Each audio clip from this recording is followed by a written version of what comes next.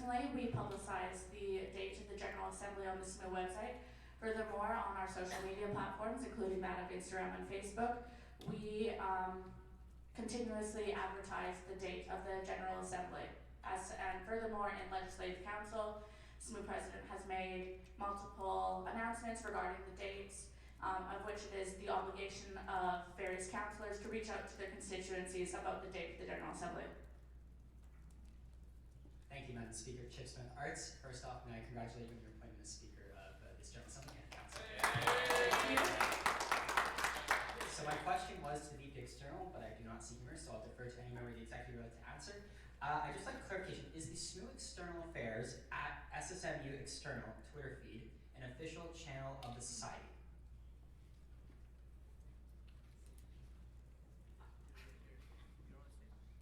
SMU President to answer.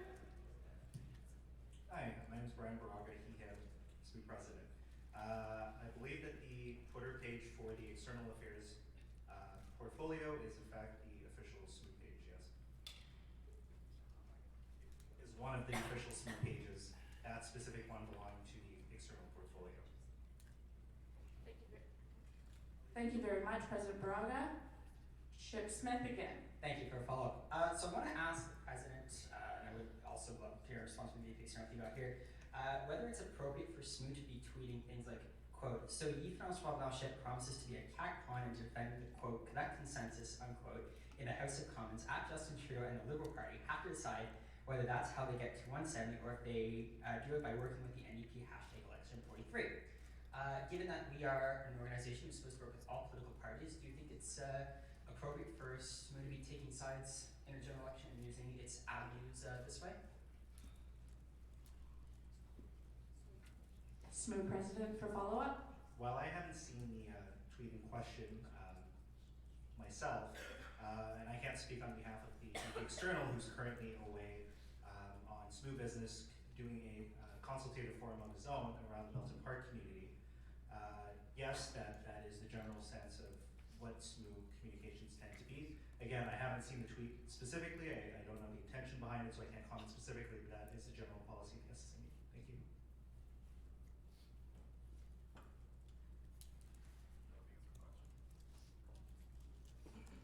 Please state your name, constituency, and pronouns if you choose to do so. Sebastian Duckett, he, him, the music counselor.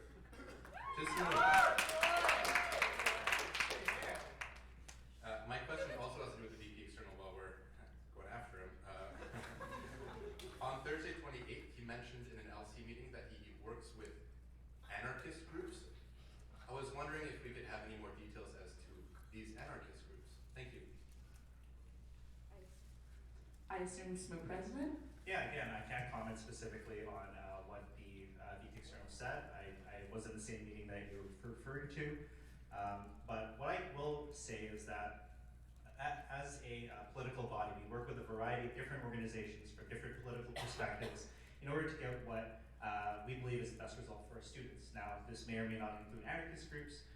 We don't particularly endorse any political party. We're not partisan, but we are political. So in that sense, we engage different community groups, members, different members of civil society, be able to, again, get the best result for our members, and it's the prerogative of the different executives to be able to use those different community groups to the benefit of our members. Thank you.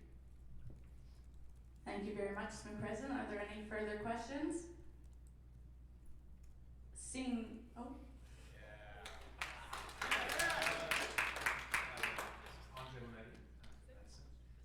Can we get an update on when Gertz is reopening?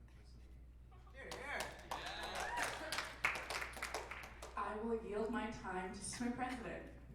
I'll face this way just because it's easier for the crowd. At this time, we're still in contact with the university to be able to actually have a specific date in terms of reopening of the university center as a whole. Internally, our goal is to, of course, open it as soon as possible, but barring that, we try to provide our student body with the utmost information, most up-to-date information that we have. At this point in time, we don't have any new information that hasn't been already previously released to the public that we're ready to send out yet. But as soon as we do that and we have that information, we'll send it out through our listserv so that all students will know when the university center will open, as well as our beloved Kurtz. Thank you. you very much, Madam President. Do I get, yeah, you call me? Name, constituency, and pronouns if you choose to do so. Aiden Chen, he, him, arts. My question is about the email we received today about Fall Reading Week. I'm wondering if the president could maybe add a little bit more detail regarding what the steps forward will be with respect to Fall Reading Week. Thank you. SMU President. Absolutely. I was going to touch a little bit more upon it in my own presentation, but I can give a more fulsome explanation now.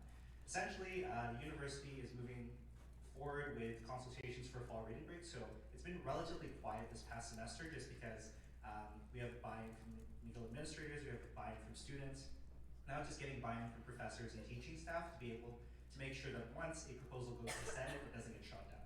So the past 6 months or so has been those consultations with deans, with non-academic staff, with academic staff, and making sure that we actually understand exactly what their issues are, because we did understand at the beginning of this process the main issues, which was the contract hours specifically for engineering, for example, and we were able to overcome that obstacle.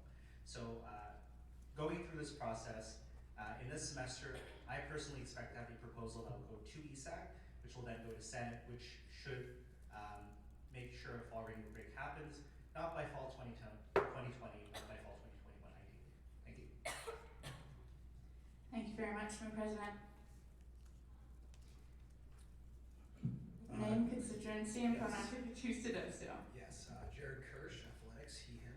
I'm not exactly sure who I should direct this question to. I think it should be VP Student Life. But I was just curious of the status of the Floor 2 McLennan water fountain. I'm going to be honest with you, it's been 3 weeks since that's unfortunately been out of order. Because of it, it's supposed to be a silent floor, but students, if you look around the room, every single person has a water bottle, and because of it, they have to open and close the door, which causes distractions to some students. I personally use Floor 2 as my study spot, so I was just wondering the status of that and where I could direct my concerns. As the executive, VP University Affairs. sorry. As the executive who oversees relationships with libraries, I didn't know this was an issue. But if you email myself and LI, who asked, where's Jared? Right here. Okay, if you email myself at lifc@smu.ca, sorry that you can hear me chewing my pizza in the microphone. We can contact the library about that and hope to get it resolved. Thank you very much, VP University Affairs. Are there any other individuals wishing to pose questions? Please state your name, constituency, and pronouns if you choose to do so.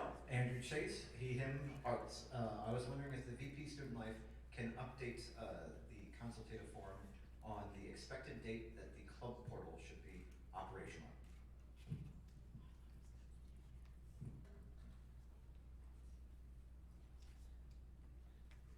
VP Student Life. So the contract and the agreement is all set in place. We are just missing funding. So stay tuned for next legislative council because there's going to be a question. Thank you very much, VP Student Life. Are there any other individuals wishing to pose questions at this time? Seeing none, we will move on to section number 7, new business.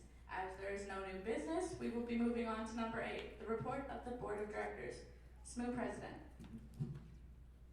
All right, so I have 2 reports to present to the consultative forum / GA today. The first of which being the report of the Board of Directors. So in this presentation, I'll go over exactly what the Board of Directors is, what the composition of it is, as well as the key decisions that have been made over the past 4 months since our last General Assembly / consultative forum. So the Board of Directors is composed of 4 executives, 4 counselors, 4 members at large, and 1 international student representative. It includes the following powers. It's the highest governing body of the SSMU, so whereas the Legislative Council is the highest governing political body, ultimately as the SMU is a legally incorporated corporation, the Board of Directors is the highest governing body. Ultimately, it's responsible for the SSMU's finance, operations, legal, and human resources as a whole, and it takes a much more broad overview for the health of our organization. It ratifies the resolutions passed by the Legislative Council on a bi-weekly basis, so every other Thursday of Legislative Council it meets in the boardroom. Yeah, we'll move on. So, key decisions since our last General Assembly.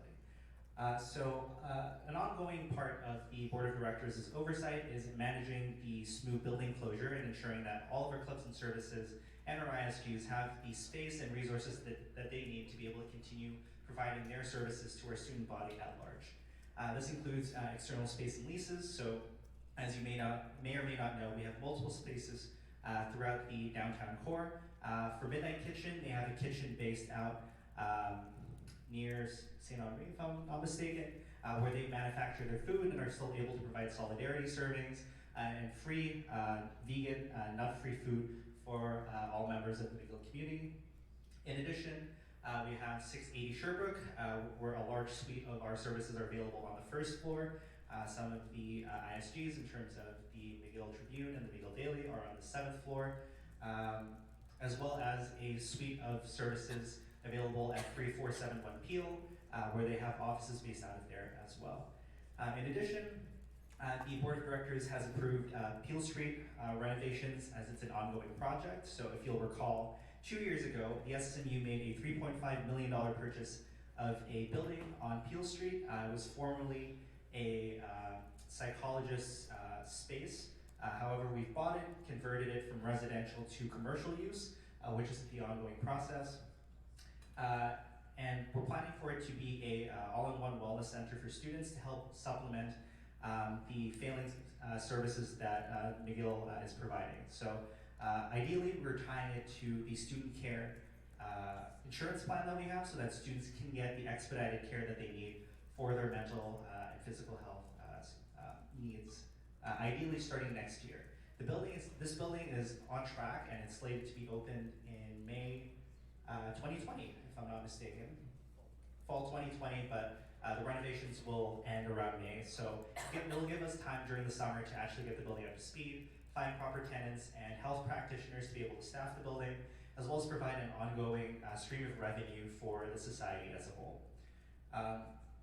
In addition, we've approved the involvement restriction policy with the help of our Vice President external and internal in terms of their advocacy on this particular issue, making sure that we coordinate with the big four faculty associations that comprise the majority of the student population on campus. This includes arts, science, management, and engineering. As well, for the past few months, we have not had a general manager. So in the intervening months since then, the Board of Directors has engaged the help of a particular headhunting firm to use their resources to be able to find a new general manager.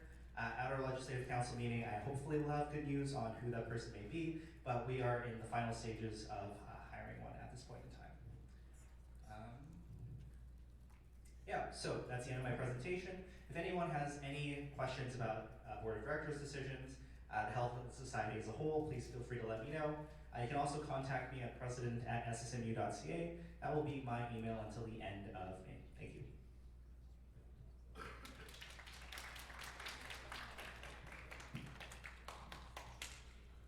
Are there any questions at this time?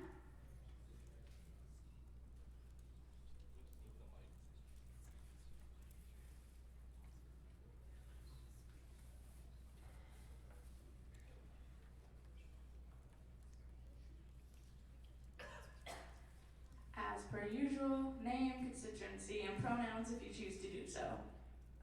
Ariana K, U3 Arts, she, her. I believe a few legislative councils ago, you mentioned that there were final candidates for the general manager position. I wanted to know where we are in the process for that. Thank you. So we're at the final stages, as in we've presented an offer to a particular candidate, and the negotiations are just ongoing back and forth between that particular candidate and us before we come to an agreement about salary, benefits, that sort of thing. Thank you. Are there any further questions on the report of the Board of Directors at this time? Seeing none, we will move on to the report of the executives. A, report of the President.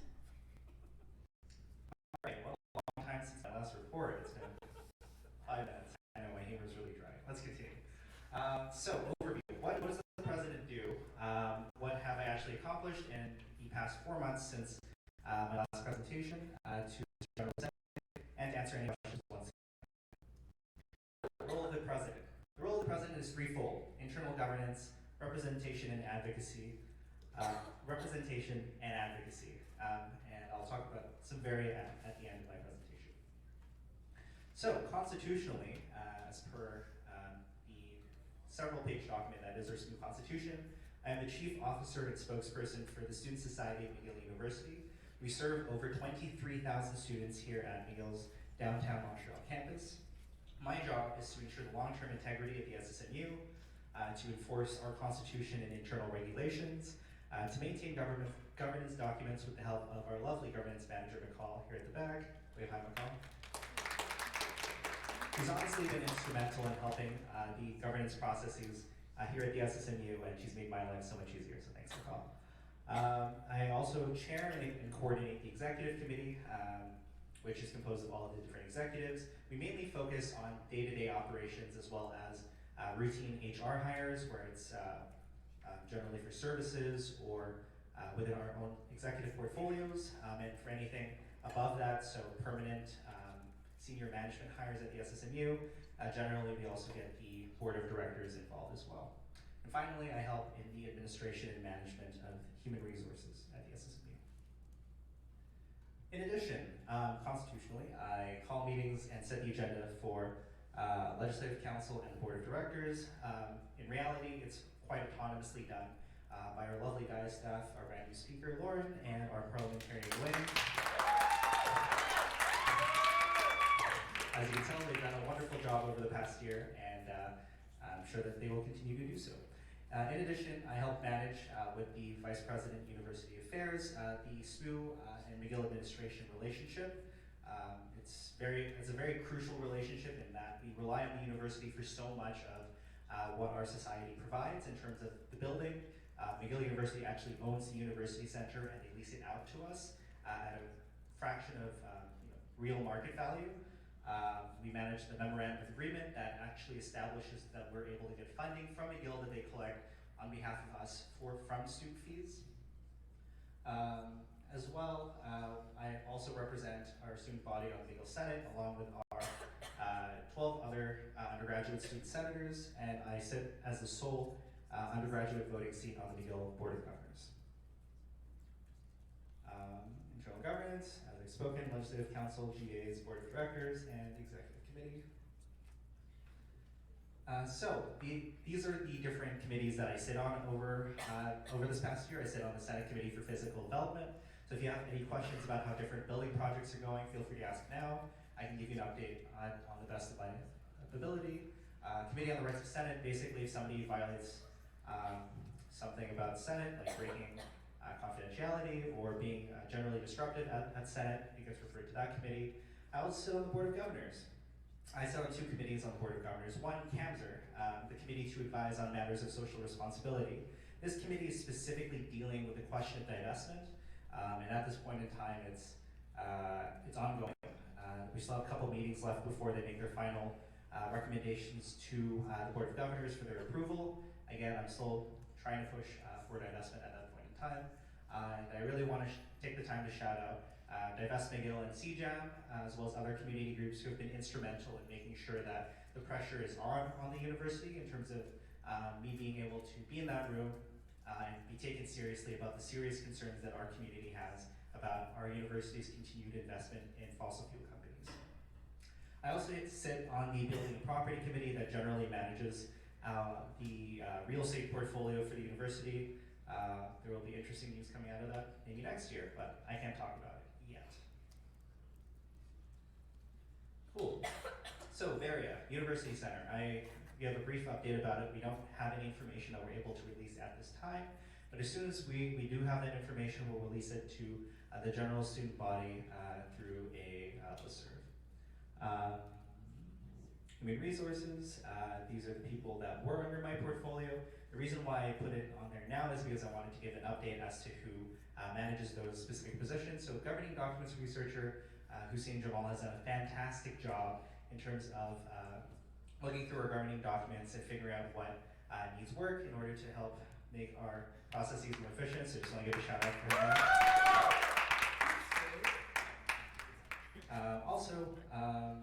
The fall reading break researcher has transitioned into more of a general researcher role for me. So I'm currently having her do some more research on general student trends amongst the U15 universities and benchmarking across those different student unions. For the chief electoral and deputy electoral officer roles, in essence, they are election SMU. That has been changed in terms of their management from the presidential portfolio to the governance manager.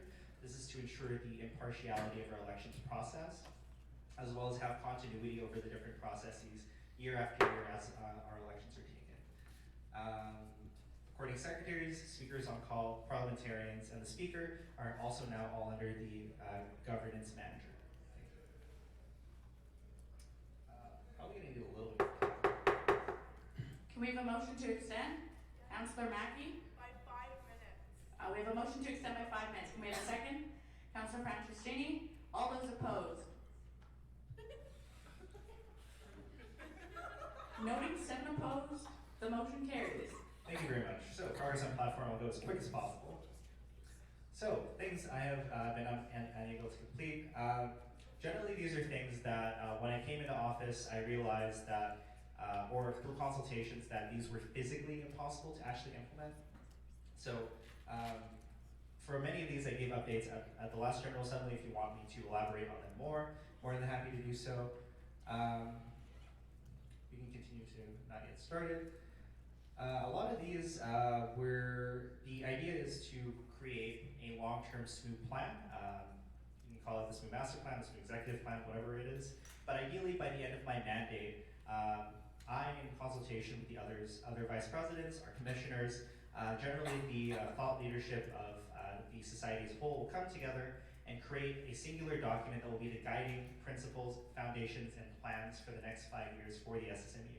In order to ensure continuity, even as different executives and people in their positions leave, there is a plan moving forward for how to better further the interests of the society. Another thing about fair compensation for student staff at the SSMU, as you may or may not know, some of the staff at the SSMU have decided to unionize, and we're currently working through that process to be able to come together on a collective agreement. I can't give any more details than that, but that continues to be an ongoing process, as well as the other updates that I've given at the last, the fall 2019 GA. If anybody has any questions, I can go back to it as well.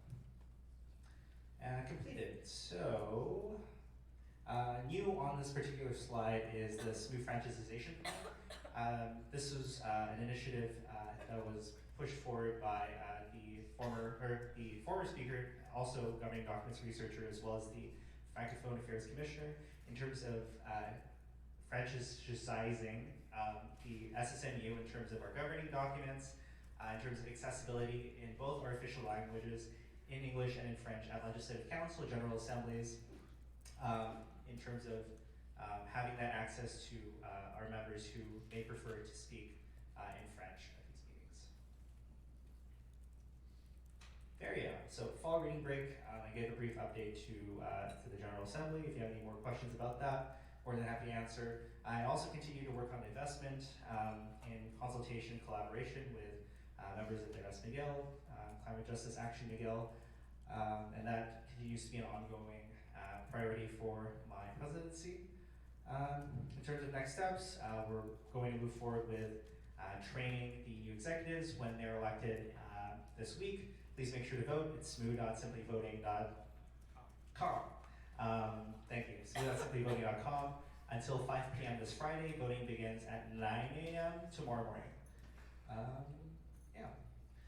Si vous avez des questions, I would be happy to answer them for you. Thank you very much.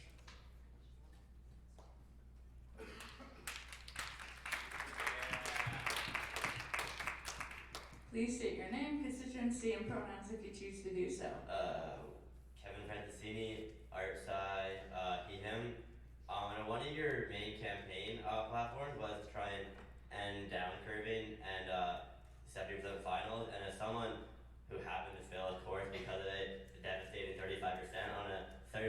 final. I was wondering if you made any progress or attempted to move forward on that. SMO President? Yeah, thank you for your question. This is something that we've been working on in collaboration with Vice President University Affairs and our entire Senate caucus. She could probably give a more fulsome update during her report about this. We can answer right now if you want. Am I allowed to defer? VP University Affairs. Thanks. Yeah, not actually that much of a detailed answer, but like you said, Senate Caucus and I are working. I have a seat on the University Student Assessment Policy Working Group, which is a 6-member group revising policy right now. One of the things that I'm actually trying to do is, personally, I think that curbing is a bad practice. I think that forced average is a bad practice, but the university and then individually, SMU is going to be surveying students on a bunch of questions, including that one. And I also think that the 75% final cap is a bit arbitrary, to be honest. So the new policy will be live, I think, fall 2021, but there will be a lot of opportunities for consultation between then on the university side and the SMU side. So yeah. Thank you very much. VP University Affairs. Name, constituency, and pronouns if you choose to do so. My name is Jillian Arts, they, them pronouns.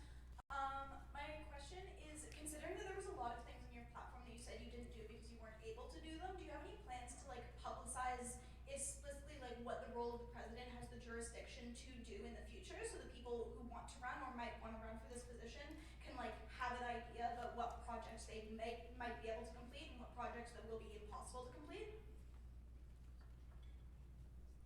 SMO President? Yeah, thank you for your question.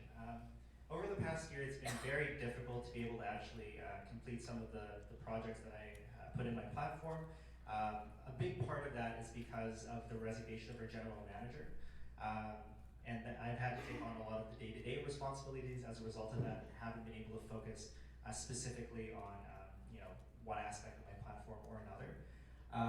One of the innovations that I've been working with the the governance manager with is putting all of the platform points from the executives on the SMU website and giving a description of exactly if that promise was completed, if not why, and being able to actually explain the feasibilities of each of the different aspects of our portfolio. So I think that goes a long way in being able to show the different candidates exactly what is feasible in terms of asking for a floor reading break, for example, or this or that. And hopefully will provide some institutional memory in the future for those who wish to run for these positions. Thank you for your question. Thank you very much, SMU President. Name, constituency, and pronouns if you choose to do so. My name is Jacob from engineering here today. My question is about event spaces. So I'm the treasurer of the McGill Debating Union. We hold very large tournaments for like 100 people every semester. And I've spoken to a lot of people from other schools in Canada, so University of Toronto, Queen's, Western, Waterloo, etc. And every single one of them has costs for their event spaces that are less than a third of what we're currently paying to McGill.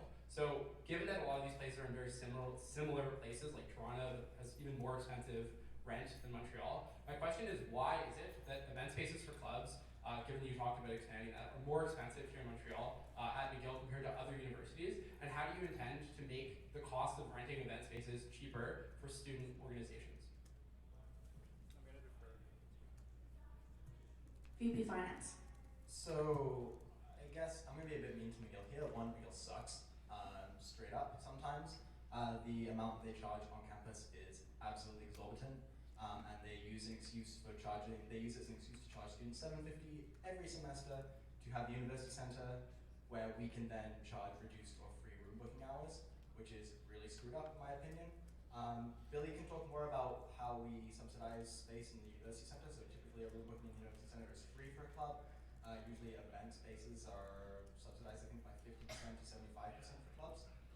So you can use, a small ballroom for things, and it's only a couple $100, which is the only full service ballroom of that kind in Montreal, which is actually really cool. So when the building's open, there's plenty of space, and it's usually a lot cheaper than other universities. But yeah, again, McGill uses the building closure as an excuse to price gouge student groups, which sucks. If anyone wants to talk about advocacy on that. Thank you very much, VP Finance. Are there any further questions on the report of the President? Seeing none, we will move on to... Oh, Please approach the mic, present your name, consider your pronouns if you choose to do so. Hi, my name is Mo. I use they them pronouns. I'm a SMU employee student. It's more of a clarification regarding your discussion of the SMU union. SMU's labor union, in order to be accredited, did not have some students. We had over 60% of employees sign up, and I think that's really important going forward with discussions of SMU at this General Assembly, in elections, that we properly contextualize what our labor union is and the fact that we are not some, we are most. Given that it is a question period, we actually require a question from you, so if you have a question for the SMU president, please present it at this time. Were you aware that it was over 50%? SMU president. Yeah, I was aware. The reason I used the word some was that we also have full-time like management employees, and I didn't want to lump them in. But I'm aware that this meeting was created with, a supermajority of the eligible staff that are not management, and we look forward to collaborating with them in the future and ensuring, a fair bargaining process for all parties. Thank you. Thank you very much, SMU president. A note to individuals in the back of the room by the pizza, please come in as we can hear you and you are being quite disruptive. Councillor Mackey.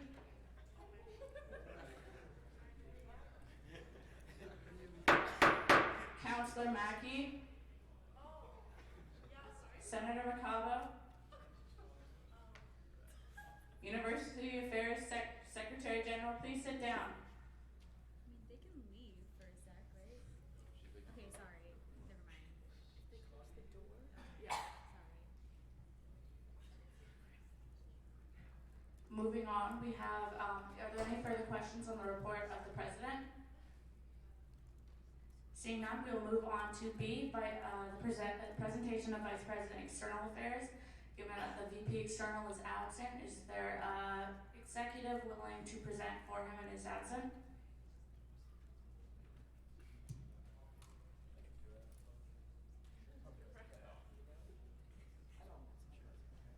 VP Finance. So I might bounce off with a lot of executives here because the work of the VP External is with a lot of different community groups, a lot of groups on campus. We split between things like the IRP and Milton Park, and provincial unions more broadly. So let's just go slide by slide, and if anyone has any questions between the five of us, we should be able to answer. So yeah, provincial representation, community engagement.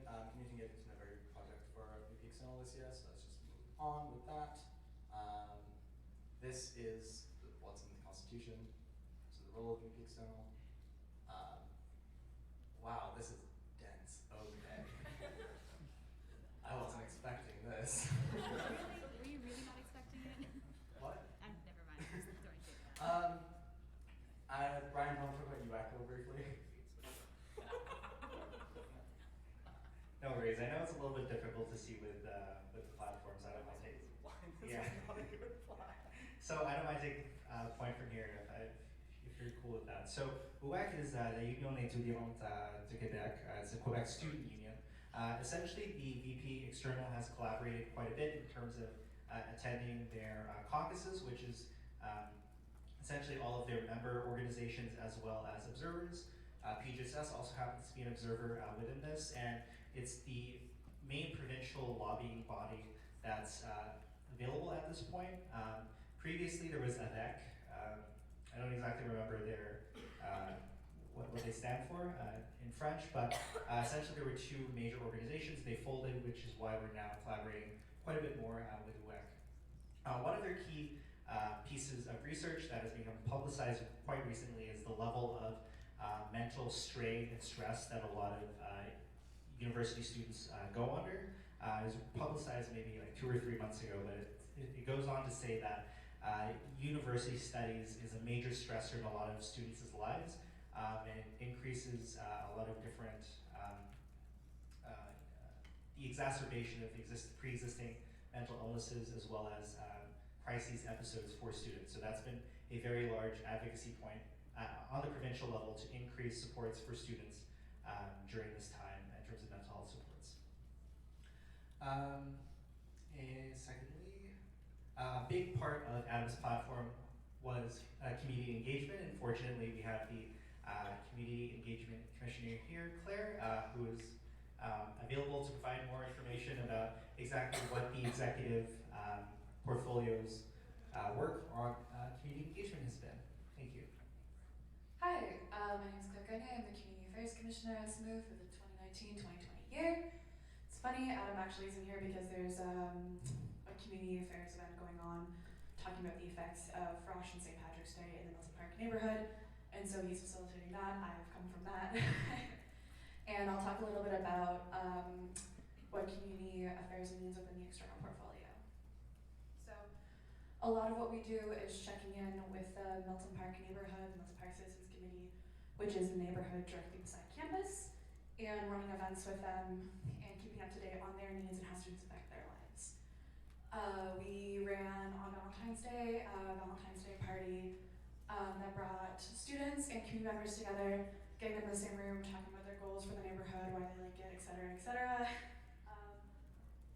We also are currently running some talks like the one that's going on tonight. There will be 2 more, and it talks again about how students interact with the neighborhood. Next one is on homelessness, and the last one is on trash, and that is also a precursor to the Trash or Treasure program.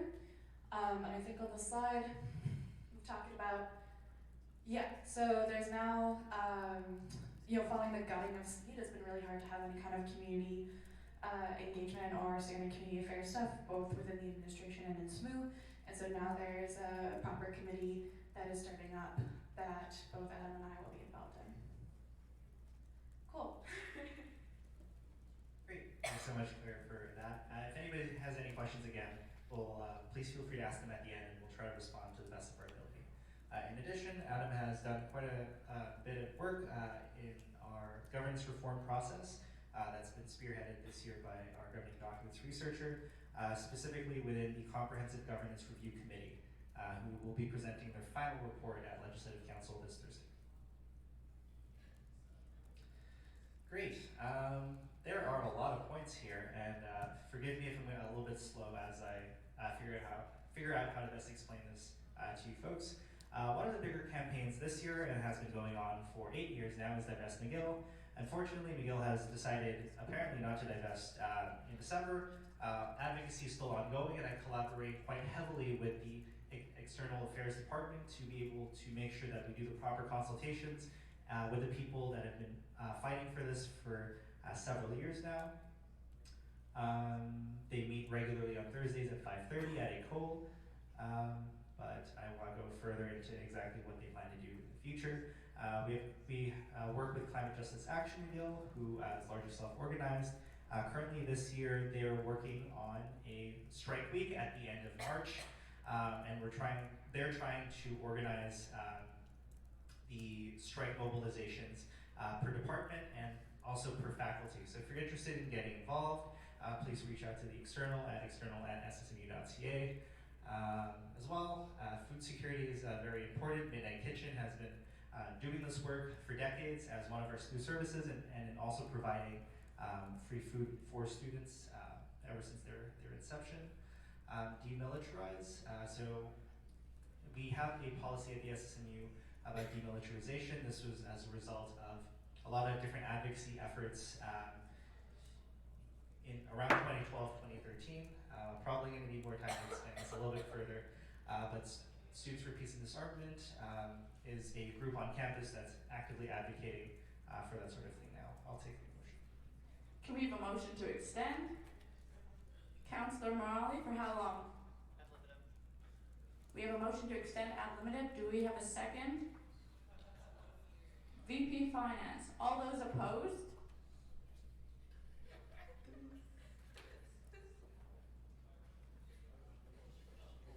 Seeing 15 opposed, the motion still carries. Thank you. Again, I'll try to go through this as soon as possible. Anti-racism, Bill 21 genuinely affects many of our students, and we've been trying to push the university at both the university level and at the provincial level for action to help our students that have been so negatively affected by the effects of Bill 21. So that is ongoing.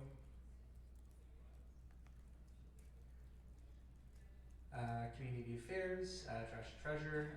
We also have community engagement. I believe that community affairs commissioner has explained that enough that I can move on. Francophone affairs, SMU Francisization plan, as well as ESAC is examining the processes of submitting work in French. Big thing that we've heard from a lot of our Francophone students is that the processes aren't as robust for submitting work in French as they are for submitting work in English. So that has been a big problem that we've been trying to find a solution towards. Yes, union affairs. So one of the big things that is a part of the executive or the external portfolio is working alongside other on-campus workers unions in terms of pressuring the university to do what's right and engaging in solidarity when there's labor disputes. Currently, a lot of these other on-campus unions are in collective bargaining. So McLeod, AgSam, Munaka, and then SCU local in terms of service workers is also in negotiations. So in our conversations with them, we're trying to figure out how we can best support them in their processes. Again, you can look at exactly what we're working on there. I'm not going to go into full detail about it because I'm not 100% familiar. But if you have any questions, please, again, feel free to ask or email at external@ssb.ca. Let's continue. Yeah, we can talk about the lobby week. So the Vice President External and I went to Ottawa a couple weeks ago to lobby individual members of Parliament for issues that directly affect students. We did this in concert with UCRU, which is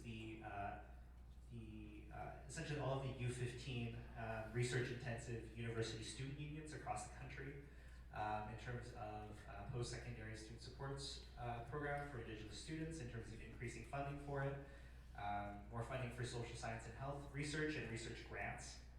So currently, undergraduate research grants are only available for those in STEM, as well as engineering, and we want to expand that to health sciences and humanities and social science research as well. And then canceling the tuition tax credits that people get and instead funneling it directly into subsidizing lower tuition for all students as a whole. Other projects, intergenerational McGill. I'm not sure if another executive has more experience with that. But essentially, working on better integrating all levels of our university community, from young and old, and putting them together, and working with the university administration to be able to integrate that more fully into our university community. Affordable student housing, so there will be a fee coming to referendum next month regarding the affordable student housing fee. Last year, there was a plebiscite that stated a supermajority of students wanted the SSMU to proceed with moving forward on affordable student housing with UTSIL, which is a nonprofit housing development organization, essentially. So this includes a $6.53 fee question, $1.5 million over the next 5 years to secure funding specifically for this project. And as you can see, the rents would ideally be quite cheap, 15 minutes within campus, either by walking or by metro or another form of transit at $550 per student per month. Great. Yeah, so the Vice President External will be here at the candidates debate. If you happen to stay that long, please do. It'll be a great time. But yeah, I will take any questions and attempt to answer them to the best of my ability. Thank you. So please state your name, contingency, and personal pronouns if you choose to do so. Kiana, law, she, her, they, them. My question is about the climate strikes. I was just wondering if people are considering having a smooth strike GA or if they're only going to be faculty GAs, and if so, why? I don't know if you know the answer. SMU President. Yeah, so I can elaborate on the thinking of the Vice President External. I can't say with a 100% certainty about that, but essentially there exist provisions in the SMU Constitution that allow us to have strike General Assemblies. Quorum for that is 500 students, and it's the thinking behind us moving forward with not having those strike GAs is that we feel that it's better representative of the student body and easier to mobilize if it's done at a departmental and faculty level. We simply don't have the resources or the physical people power to be able to have picket lines across campus or engage students in that way. So we're trying to work at the grassroots level, first starting with departments, after getting departments on board, moving to faculties, and then once you have faculties on board, each of the different faculties will organize independently from one another as to ensure the success of the strike in and of itself. But on our end, we're providing logistical support, people know-how in terms of moving forward with the actual strike actions across the faculties, but at this time, the SMU itself will not be moving forward with a strike. Thank you. Thank you very much, Mr. President. Are there any further questions on the report of the VP External? Seeing none, we will move on to the report of the VP Internal. Hello. Sorry, first of all, I am very sick and will be coughing a lot. I do apologize. I will probably need an extension because of that reason. I am Sanchi, in case you guys didn't know me, it's the VP Internal. That's an overview of my portfolio.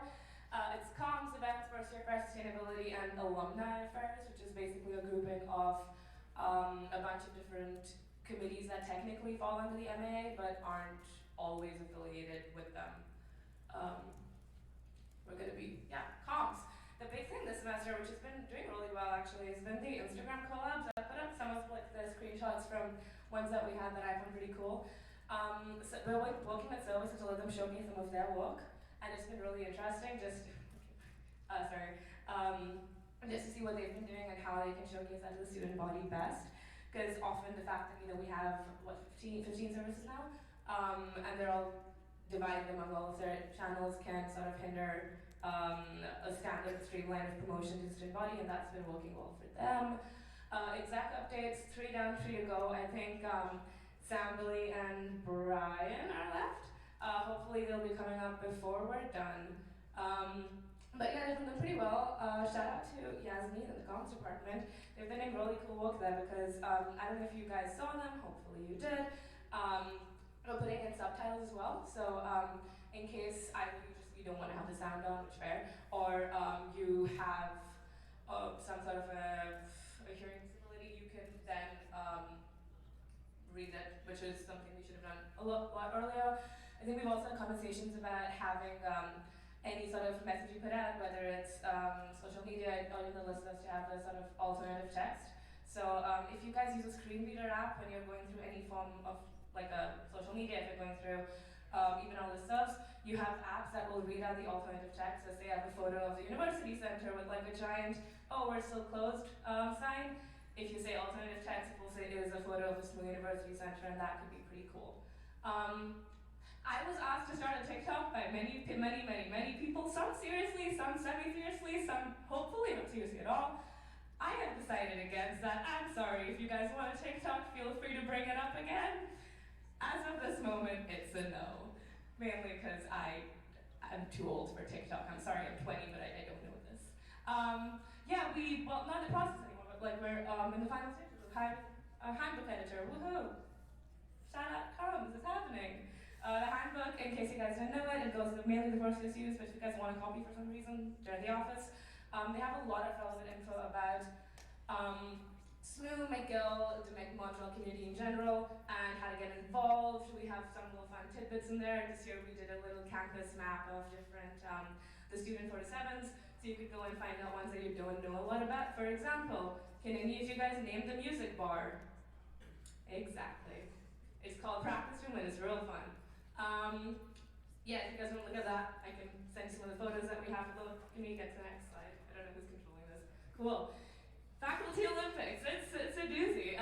It's FACTendo, it's the 10 years of FACO. Maxine is the counselor on SPIN. We have a couple captions down here, we have a couple participants down here, a couple staff down there. Thank you guys, staff and participants and everyone. Really, it's the reason that all the committee has taken the past, 6 months now to be putting this together. Because it's Nintendo FACO, the team names are some of the most adorable we've ever seen. If you guys want a list, hit me up later, we have some really nice ones. So Something really exciting actually is that we're attracting a lot of like the non-MDOP crew. MDOP is kind of the encompassing term for stuff like Carnival, Hype, Science Games. They all tend to be super overlapping, but we have a law team for the second time ever. That's the law captain back there.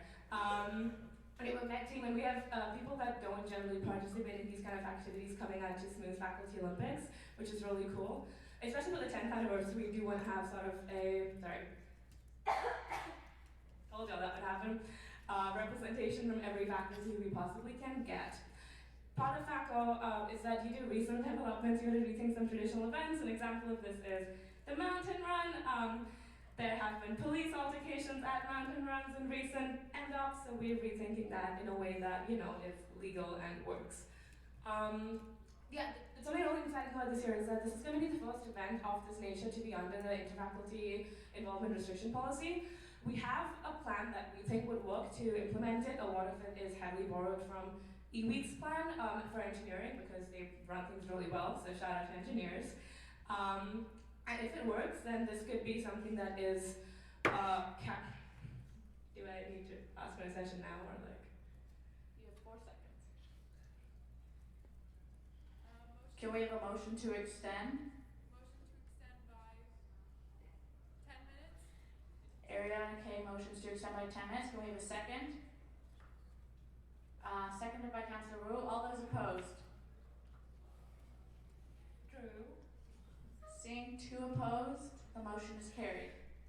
Cool. So it's a really, so far the idea that we have is that every single person that's taking part, whether it's their staff, whether they're whether they're staff, whether they're a participant, they have to come in and physically put bracelets on them and physically grab a t-shirt. This is something that isn't normally done. If you guys have ever done Carnival Hype, you can go to your captain's house and just grab something. The reason we're doing it this way is we can match names to names that we can give in the IRP and just make sure that no one that's on the master IRP can attend these events. We had a hype night this year, which I would really recommend Spin continues doing, just because a big thing we learned was about team dynamics and how we each respond to crises. I'm not gonna name a committee member, but someone scooped up puke with their bare hands because they were an absolute superhero and we needed to clear a walkway was the whole thing. The scavenger hunt this year we had some pretty cool moments. We brought back faculty-specific items because at the end of the day, it's Faculty Olympics. We want to encourage inter-faculty interactions.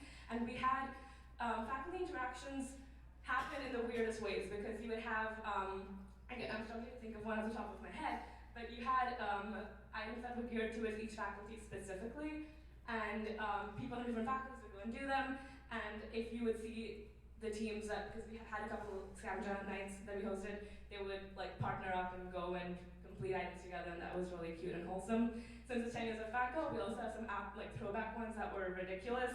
10 years ago, Faculty Olympics was allowed to get away with a lot more than we do this year. And it was pretty weird to look back and say, oh my god, how did SMU possibly allow that? This is something, one of the items was change your profile picture to a photo of your faculty dean. And actually the faculty dean reached out to me and say that a lot of people ended up stopping him in hallways to talk to him about projects he's working on and how it's going just because they recognized his face more. And when he asked them, hey, why do you, what's the reason we have increased engagement here? They pointed them to me and I was like, that was a really nice message to receive from that. Yeah, that's just photos. That's one of the scavenger hunt items, that's not just me putting it there for fun. That's the team. I had to Photoshop Max in because she was an hour late, but hi Max, you're in the team photo now. She was invaluable that night, I promise. There we go. Big things coming up. Okay, Snow Idea Sugar Shack on Lower Campus. This was gonna be a pretty cool idea. SMU used to do Snow Idea back in the day. We did it until about 2009, I think, and that year was discontinued for variety of reasons. And we've kept going back to McGill admin to try to get information for it to see what it could look like, and they keep rejecting us. This year I sat down and coordinated a meeting with 7 different McGill administrative units and got them in a room and said, hi, how do we make this work? That resulted in us getting permission, but because it's McGill, things move slowly. This happened far too late in the year for us to actually plan one, so we're hoping I'm hoping I'm putting this into my exit report and hoping the next couple couple VP internals at some point take a look at it and see how this could actually feasibly work, because I think it'd be a really interesting project to have. Because we're in Quebec, but not a lot of people actually make the trips out to, go to Chicken Shack, so we could bring one to campus, that'd be pretty neat. SMU Awards, 3rd of April, barring unforeseen circumstances, that is what we're looking at. Graham Frosh, Beach Club, in case you missed it, currently defending its liquor license, so we're gonna retake this. Once FACO's done and dusted, because FACO's events, one of them's called Dusted, ha ha ha. We're gonna start working on that properly. Realistically, it looks like it's gonna be on the weekend of the 31st of May, 1st of June, so stay tuned for that coming up. First year phrase. So a week 2020 meeting started back in October. I think we had one like the week after the first day. We were meeting very soon to specifically hash out the roles of the faculties of Clay and of SMU to see what responsibilities lie where. Because over the years, a lot of it kind of becomes understood or is in between the lines. There's nothing really that's set in stone that says this is what SMU should be doing, this is what Clay should be doing, this is what faculty should be doing. And that's happening super soon, and that's something that's very important because, for example, things like Frosh Retreat, SMU fronts all the money, and hopefully we get paid back, but if we don't, that's a problem.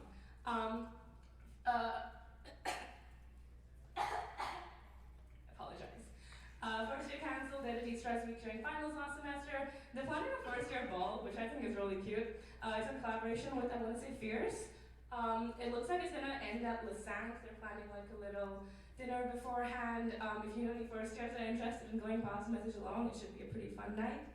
They have a first year town hall coming up, aka tomorrow. It's happening in US actually. So if you, again, know first years that want to have their voice heard at a SMU level, send them there. It's going to be really fun. We have free food. And they get to share their opinions on things that first years are doing correctly and incorrectly in the McGill community and see how we can work forward. So something I've been working on a lot this year is making first year affairs, or the first year council, slightly more political than it's been. Traditionally, a lot of VP internals have kind of treated it as a second spin, so like a second event planning committee. This year we've actually, started doing things like discussing ledge council motions, discussing GA motions at meetings. We've started having them present at admin meetings, so orientation planning group, I got Clay to give them a seat there because, first year students might have ideas about how orientation could improve since they just did it. And the Dean of Students is coming to a meeting, the interim Dean of Students is coming to a meeting just after reading week. We've been trying to get McGill admin to come to meetings since about September. The issue was that until about January, we didn't have a fully formed 20-person council. We had maybe 5 people, so it was just sort of inconsequential for them. Yeah, I think that's it for first year affairs on that side. Sustainability, Environment Committee, they have a new counselor. Never mind, he's zoning out now. He's the new counselor on our Environment Committee. We've hired a new child coordinator. So if you guys walked down, did any of you see the plants that were hanging from the white structure? So that's SMU. That's the Sustainability Commissioner, so the new towers. And we have them across a couple of things on campus. We hired a new child coordinator just because the Sustainability Commissioners and unpaid volunteers cannot possibly take care of all of those all of the time. And that's the role we just developed, and we're doing that. A big project that I'm working on right now with one of the sustainability commissioners is to bring all of campus crops under SMU. So you have the community garden outside, that Burnside area. You have Plants Nicole, and you have the SMU daycare garden. Currently, it appears that the same people are tending all 3 gardens but are getting paid various rates. At one place, you're getting paid in produce, which I don't know, just fine, but also pay them money to survive. So we're trying to work on a proposal to bring all of us onto SMU in a way that they report to one person, they're paid a fair wage, and if they still choose to get paid in produce by certain organizations, that's their prerogative. Muggeries at the G-Store. So if you guys are in McLean, you can go to the G-Store and get mugs that are actually engraved with the McGill Environment leaf. And you can use that for coffee at Dispatch, you can use that for coffee at the Anch Caf. You can use that for coffee literally in the building and then come back and give it back instead of buying a new cup or throwing away a cup, because sustainability, and let's not use single-use products. It's 2020. That seems like a a direction to be moving in at some point soon before we kill the planet. More workshops, more engagement, No Waste November, that went really well. Part of that was they did a DIY beeswax paper workshop. So you guys know those sandwich like cellophane papers? Those are terrible for the environment, and these are how you make your own. And they were super easy to make, and they were super cool, and they just looked really cute. And the first one, actually, we ended up having many more people than we expected to have. To the point we had to book like an overflow room, and there was a whole thing. But it went really well, and people really enjoyed it. Another thing we did was DIY hummus, which is, again, something that I found really interesting. Instead of, going to a store and buying hummus that probably has preservatives, probably has something that, you don't really want in it, you could just go and use chickpeas and use fresh, spices and fresh herbs and make your own. E-waste drive, when the Sustainability Commission explained this to me, the words they mentioned were a dual recycling program. It's officially an e-waste drive. It was supposed to happen last week, but due to some constraints, it moved up to, I think, March. So that's going to be pretty interesting to see how it happens. Yes, there should probably be dual recycling, but it's more than that. There's more to e-waste than just plates. Trees in Milton Park. Sustainability Commissioner Dasha, she's been working on trees in Milton Park. It's exactly what it sounds like. They're increasing the greenery and increasing the verdure in Milton Park, walking around, being good neighbors, more oxygen, yay! MEEP is the McGill Environment Engagement Program. It's run by sustainability commissioners and coordinators. It's where they go to secondary schools and thanks, Chip. Sorry.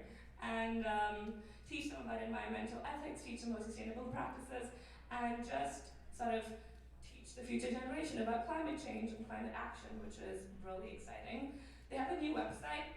It could be biased, but I think it's the absolutely prettiest website on the internet right now. Can I get like a 5-minute extension? Member of the gallery, Chip Smith, for a 5-minute. 5-minute extension. 5-minute extension. Can we have a second? Second by Councillor Freed. All those opposed? Seeing 4 opposed, the motion carries. Cool. Catalyst Awards, ceremonies on 6th of April. We judged all the nominees for these pretty recently. They're all ridiculously close. They were kind of consensus-based voting, and that was a pretty interesting process to be a part of, seeing as that's nothing we really do over at Pledge Council Board of Directors. It was pretty cool to have discussion going to kind of get it on the same page, resulting in a lot of choices that I don't think necessarily would have happened if it had been a simple, one vote, one person sort of situation. Last one, woohoo! May 2nd, it's the McGill Alumni Student Engagement Council. So traditionally they've sort of been very a mouthy organization. You go and you spitball ideas, but nothing really happens. We've been trying to make it a lot more functional this year. Me and Sonia Mata, she's the other co-chair, she's part of the MAA. So we have 2 branches. We have fundraising and philanthropy, and we have communications and events. I don't know if Darshan's here, but he's on it.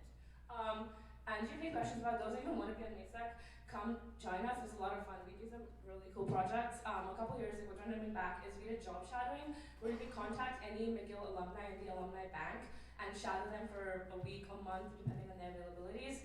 And that led to people actually landing internships, landing jobs, and finding interesting fields that they never would have worked in otherwise.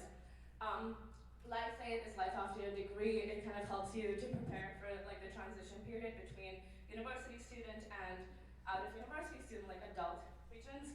The flagship event that Life Aid hosts is the McGillian branch is on the 29th of March. All grad students can meet and network with alumni professionals. It's almost like, and this is a terrible metaphor, but it's kind of like speed dating, speed networking. Every alumnus kind of has a table, and the students can stay at that table, revolve between that and the other alumni's table. And it's an extension of a project that they did back in October. It was a similar project but on a much smaller scale, and this generally attracts about 300 or so graduating students. McGill 24, we got some last minute feedback on the project Smooth proposed, and which I'm going to see if we can still fix it in time. Miscellaneous stuff. Finance committee, I'm sure Sam will go more into that, but that's been a pretty interesting committee to be a part of, just to see the financial health of the future and see how that works. Service Review Committee. Again, services are a very big part of Smooth, very interesting committee to be a part of. The amount of behind the scenes work that goes into just making sure services are operating correctly is ridiculous, and incredible hats off to Billy for managing to do that. that took me, that would be like a 30-minute extension. Maxine, you did not get a save. The cats listserv got 20 replies to one email, which was pretty cool. I sent out an email reviewing cats and like 2 sentences about cats, and I got a lot of people email me back their thoughts on cats. If you want the McGill student populace's view on cats, hit me up. The Bicentennial Steering Committee, again, it's one of those McGill committees where you really have one student and like 50 admin. There's very little we can do. It kind of looks like it's just gonna be, the Bicentennial looks like it's gonna be a giant sustainability film festival situation on Lower Campus. I don't know, it's a very weird concept, but that's the direction that they seem to be moving in. On Smooth's end, I'm trying to see what we could work out with the future VP internal, who would probably be in charge of seeing it through. So on trade, they've wrapped up now, but they're in charge of raising money on the McGill end for a lot of grassroots organizations. So the Trade organization had a budget maybe finance. Something I would like to change about the VP internal budget is maybe give the spin one of my departments like $500. Continue. I think we're done. Yep. Woohoo! Any questions? That's just my ending slide. Some responses to listservs. I found a photo. I found a Smooth sticker like out in the wild, and just like my office hours playlist. And if you guys have questions, I'm here. Thank you very much, VP Internal, for your report. Are there any questions on the report of the VP Internal?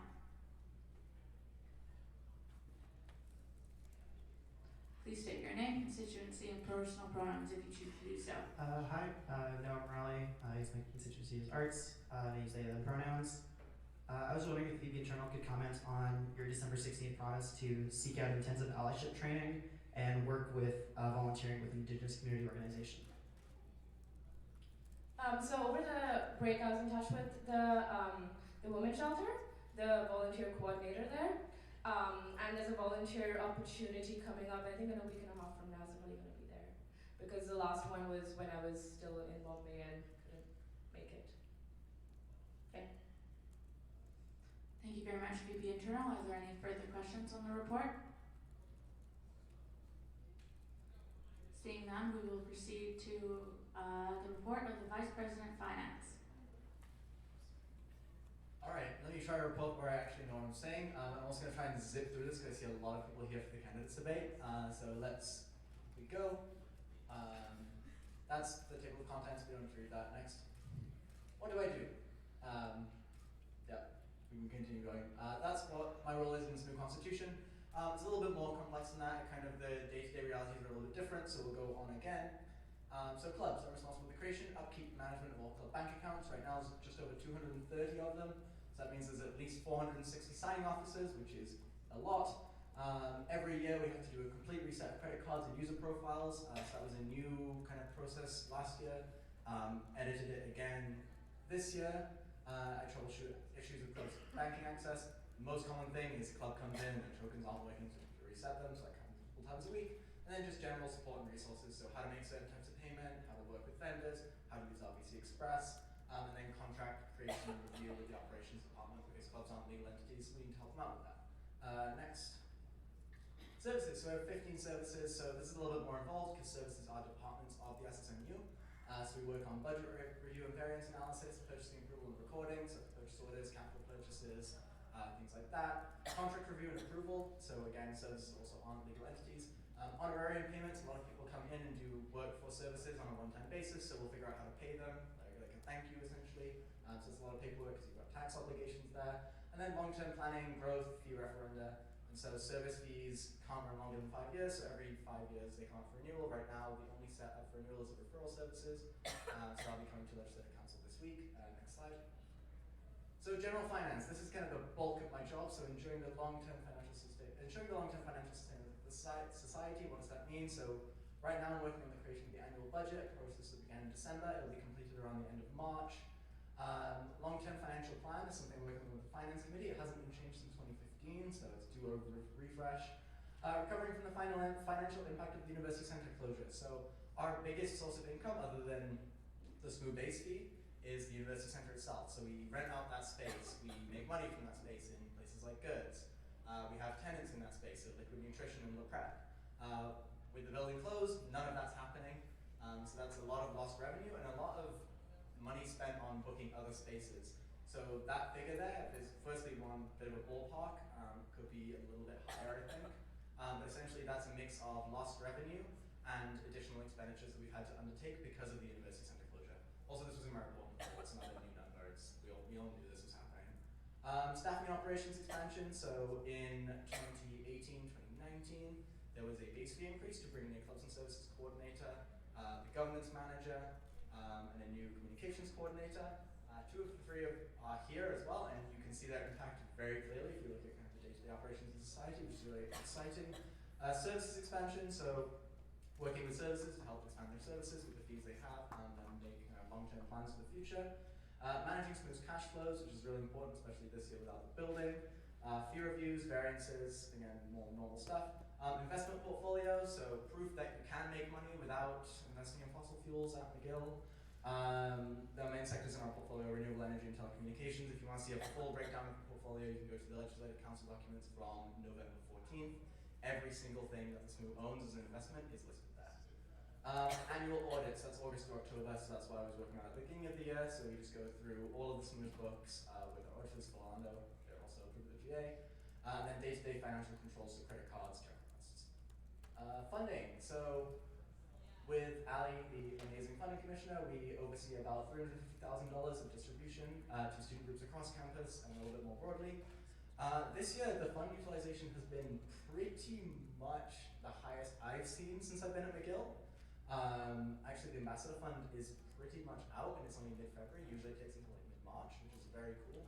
A lot of really interesting initiatives have been funded. Hopefully some of those will be on the social media sometime, so you can kind of see what that is. And apply with your club. Yep, next. Health insurance plans, so every Canadian undergraduate has access to the, every Canadian permanent resident and citizen has access to the student care plan. Every student has access to the dental plan. There's the coverage, there's the changes. We kept Empower Me for this year because McGill was looking for an e-counseling service. They've now found that service, it's called Keep Me Safe. I think you might probably in Billy's report, yes, so we won't go into that. Next slide. So what am I doing this year? What have I changed? Okay, maybe I'll need a small extension, sorry guys. So this is the first full year with RBC, so we kind of revised the process for the signing officer transition. It took 8 days this year, instead of a little under a month last year. A lot of that's down to just kind of revising the processes. We have a motion to extend. Member of the gallery, Alex Grasek, for how long? 3 minutes. We have a motion to extend for 3 minutes. Can we have a second? VP Student Life to second. All those opposed? Seeing 3 opposed, the motion is carried. Okay, yeah, we zip-zap stopped through the club signing officer transition, and hopefully it will be just as fast next year because now all these procedures are in place. And then checkbooks, deposit slips, and credit cards can all be ordered online now, which is a very nice touch. Thank you so much to SMU's communications and IT department for helping figure that out. Next slide. Services. So, service surpluses were a big deal last year, they're a big deal this year. What to do about the fact that services have very large amounts that they've collected in student fees they have not spent. Taking them away on May 31st would cause a problem because some services operate over the summer, for example. Some services, you know, like Midnight Kitchen, for example, operate year-round. If you take away all of their money on a given day, they're not going to be able to operate the next day without incurring a deficit. That's a problem. So how are we going to do it while also making it so that we're not collecting fees that we're not spending? Fee consolidation. So one of the plans that I floated in fall was to just axe all the services fees this winter and bring in one big fee that we could kind of shuffle around as needed. Problem with that is then you run the risk of that big fee failing and then no services have any money ever again, which is not a great idea. Don't like that. So what we're doing instead is we're going to slowly, with the finance committee, create a plan, and we've also been consulting services on this every Wednesday at 1 p.m. On how to slowly build the fees together. So right now we're doing it a little bit with the referral services fees, so we're adding a new service fee into the referral services fees. So 5 services instead of 4, 4 services instead of 3, I can't quite remember off the top of my head. But over the next 5 to 10 years, essentially what you'll see is you'll see more services grouped together.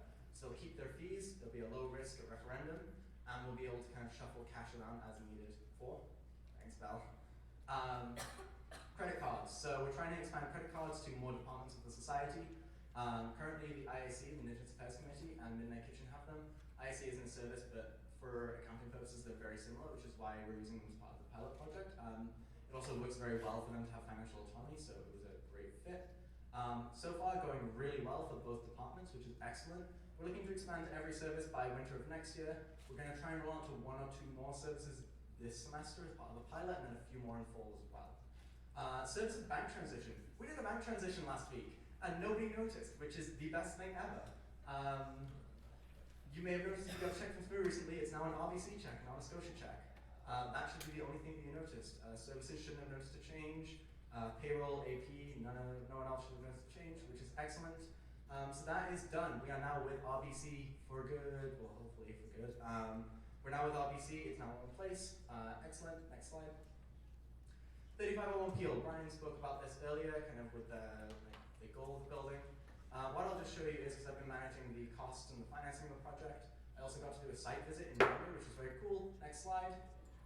This is a terrace. That's going to be bookable space for student groups. It's going to have permits, it's going to have everything you need, and you are going to be able to have club events out on this terrace. Wine and cheeses, whatever it is. Can we have a motion to extend VP External for how many minutes?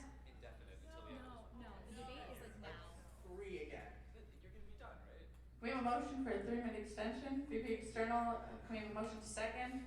Councillor Butchkar, all those opposed? Noting to oppose, the motion is carried. So yeah, terrace bookable space for student groups, that's amazing. The top 2 floors are going to be kind of wellness hub type, not wellness hub, I'm not going to call it that. Wellness type spaces, Brian explained those earlier. This is what I call the wine and cheese room. This is going to be a bookable room. It's going to be very nice, very decked out. Has some space for students again. This up there is an elevator into this, into a residential building, which is really cool. The whole building is going to be accessible, every single floor, which is great. There's going to be ramps to enter the building as well, which is a new feature that it didn't have before. Next slide. Finance committee. So this is the last thing. Finance committee has a new mandate. We've scratched our financial ethics and research committee. It hadn't met for a few years anyways. Wasn't very effective, so we added that mandate to the finance committee. You can see a lot of people who are on the finance committee here. Thank you so much for all your work, guys. Winter 2020 projects. We're going to review the SMU investment portfolio, create a 10-year financial plan for the Legislative Council and the Board of Directors, and then we're just looking at our monthly budget variances as well. And then those will be coming to Legislative Council in March.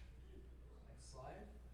And then there's some other things in my campaign. So I have an EFA for the entire year instead of just the winter semester, which is great. Keeping my double office hours because they're very useful and they're usually packed wall to wall, which is very fun. They're Thursday and Friday 3 to 5 for any club execs who are here. Internal regulations revisions coming to council next month, most likely. And then the international health plan. So Miguel has one of the most expensive international health plans in Canada. Unfortunately, it's Senate mandated, so it basically can't be changed without going through the Miguel Senate. And because of the size of the contract, it also has to go through the procurement services of Miguel, which is really crappy and takes a lot of time. But I have heard from student services that they are considering a call for tender, which is to have people bid to create a new plan, which is the only way to change it, which is good, that it's kind of on people's minds. I think that's everything. Thanks, guys. Alright, thank you very much, VP Finance, for your report. If there are any questions for VP Finance, please line up with the microphone. Seeing none, we will move forward to the report of the Vice President, University Affairs.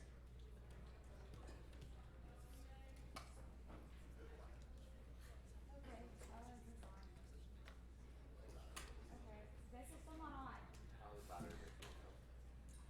Hello. Hi. Okay. This is my report. We can go to the next slide. Please. Okay. This is my idea of a joke. I'm so sorry. Okay. So news at McGill. As you've heard, not divesting.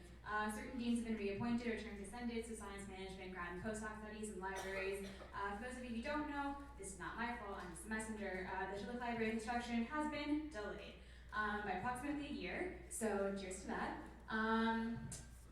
McGill's also going to be reviewing soon the policy containing the rights of students with disabilities, and they're creating a strategic EDI plan, so keep an eye out for that. Also for bicentennial planning, these are just like very quick overviews of what's happening in the university, not exhaustive. Next slide, please. Okay, so one of my responsibilities with VPUA is to oversee and coordinate the Senate caucus, which is all of the undergraduate student reps on the McGill Senate. These are some of the projects that the student senators are working on. So Chloe Clemente, the art senator, is working on a Black Students Bill of Rights, also in her role as VP advocacy of the BSN, the Black Students Network. Jeremy, the engineering senator, and Boomerang, the education senator, and I are working on the expansion of open educational resources at McGill, which are free, open access, editable, modifiable, shareable resources that are cheaper and freer. Wow, cheaper and free. They're free textbooks that are online. Like I mentioned earlier today, the university student assessment policy is under revision. So Adrienne, who's the law senator and also the student rights researcher and advocacy commissioner, is working on a research report on the current assessment policy comparative across Canada and possible improvements. And then Enrique, the art senator, and Julia, the art science senator, are working on a survey that will help the report. So that'll be live soon. Fill it out. I'll send you the link. Sebastian, the music senator, and apparently also now music rep to council, is looking into the medical note policies at McGill and hopefully moving towards an abolishment or amendment to them because they're super ableist and fucked up. Okay, so Kieran is the science senator working on, I only said duh because he's working on a science program, but that sounds kind of mean in hindsight, so sorry. Didn't mean it that way. We love Kieran. So he's working on the expansion of the Science NTC program, which is like notes for classes, and many more. Next slide, please. This is what I'm working on specifically, so I kind of broke it up into two categories and I can't read this. So I'll start on the SMOO side. On the SMOO side, the projects and plans in mind for the remainder of this fleeting year. So in the resignation of the general manager, I took over the 3 menstrual hygiene products program in collaboration with our building directors and the 4 menstrual hygiene product coordinators. And so this year, some of my priorities are expanding into men's and gender neutral washrooms, replacing baskets within wall units because the baskets sometimes are stolen or the products inside are stolen. The baskets being stolen is the bigger problem because people can have products, they want them, they're free, that's the point. Updating the information on the website. And then Claire, who I think is here, question mark, I don't know. Anyway, hello, that's Claire, one of the menstrual hygiene product coordinators, is working on a centralized suggestion form for future locations, also helping with the website, just helping in general, all around, great person. Yeah, that's that, and also working on, so SMOO's policy on accessible education expired January, fully my fault, but I've been working on a much more robust version because the current one is like 5 lines. I'm hoping to make it like 5 pages. So that'll be done by the end of my term. I want to create a SMOO plan for university governance reform so that next year's UAs and future year's UAs can have an actual framework to work from because the university governance is fucking shit and needs to be reformed. LOL. And then this year, I've had a lot of trouble being an international executive. Won't go into that, but I hope to compile, not just me, okay, anyway, it's been a long semester. Want to compile resources for future international executives because it's a rough situation to be in. On the university side, I want to continue my work on reforming McGill's tenure and hiring processes, super inequitable, super conducive to bad situations. I'm going to continue, the words, I'm going to breathe. Cool. I'm gonna continue advocating for reform of the wellness hub because that shit sucks. Also universal wait lists. Also myself and May Bach, the SMOO Anti-Sexual Violence Mobilization Advocacy Commissioner, are continuing to hopefully further explore improvements to McGill's policy against sexual violence. Like I said, OER, food security on campus, laptop bans, academic accommodations, overhead fees in relationship with McGill IT. Next slide, please. Okay, and then equity committee is pretty autonomous. One commissioner had unfortunately resigned for personal reasons, and so we've hired a second one. So Zaytuna and Anna Mondri are deputy commissioners. Right now they're collaborating with the VP External's office and some other folks on the Community Narratives Project, which is seeking to put in the spotlight stories of folks who are working on equity on campus. And then they will all be collaborated, whatever, fuck it, into an end-of-year art show, hopefully in Thompson House. And then for libraries, the commissioner is still Brianna Chang, who's incredible. The fall library improvement fund proposal period is over. The winter period is currently open. The application form for that is on the University Affairs Facebook page, so on a couple posts.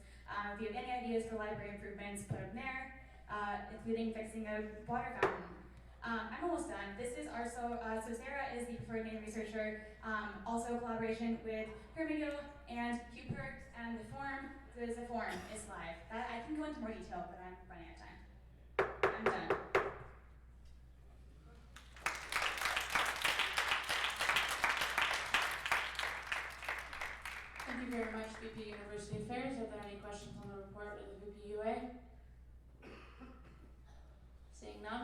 proceed to the report of the Vice President, Student Life.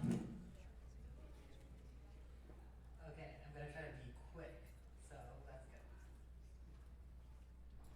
Okay, cool. So what do I do? So this is the outline. Go ahead. So what do I do? So I do relations with club services and ISGs, whether that be insurance, advance, workflows, things like that. Mental health and outreach and advocacy, family care, daycare administration, and other projects that connect to student life on campus. Activities night. So winter activities night went well.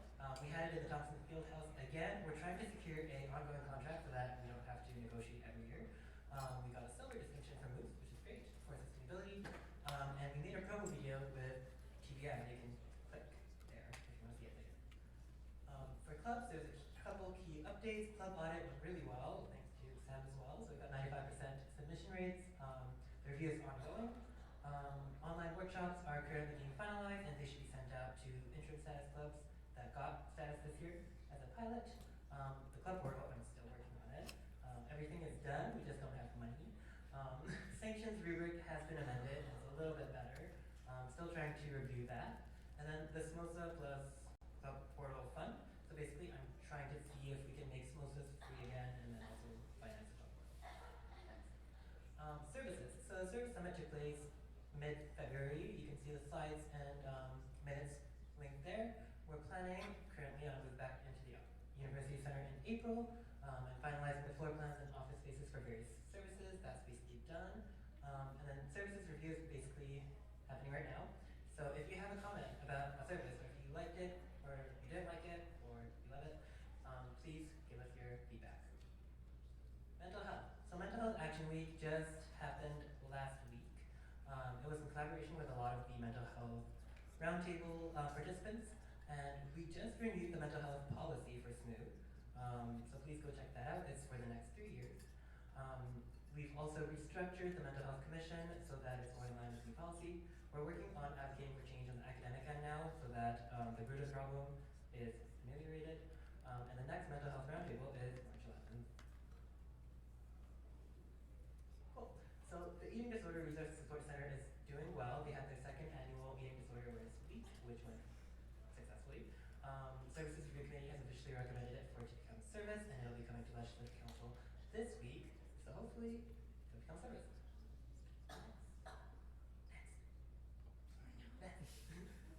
Family care. Right. So I'm on the Joint Board Senate Committee. I don't know what the E is for. Family Care Committee. They're working on daycare expansion and planning events with the McGill Association of University Teachers. We also did a bank transfer from Scotia to RBC for the daycare. We're doing direct withdrawals from parents. Next. And other projects. So I'm continuing to do the food insecurity project with UA. We're trying to figure out how to make that sustainable for years to come. And then the 501 Peel building that people have been talking about. So yeah, for more details, you should definitely look at my report to council, which I do bi-weekly, and I'll explain details there.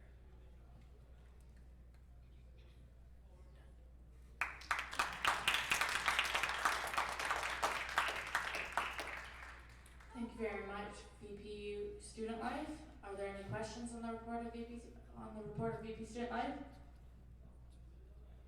Seeing none, we move on to our next item of business. Before we adjourn, I would like to thank everyone for their service and exercising their democratic rights. And with that, we'll move on to item number 9, adjournment. Can we have can we have a motion to adjourn? Councillor Chase, can we have a second? We'll have Councillor Moody. All those opposed? Seeing 7 opposed, the motion carries. General Assembly will end at 1951.